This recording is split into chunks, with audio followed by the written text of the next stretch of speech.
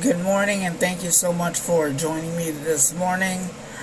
I am your host, Eric, in the Storm Center, and I will be with you all day today with breaking coverage of our winter severe weather. Uh, and the concerns are going to be blizzard.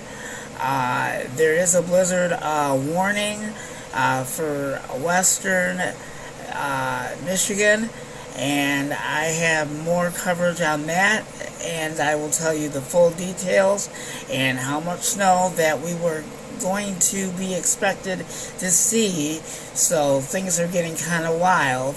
So stay tuned. I'll have more updates on that coming up, as well as the snow totals.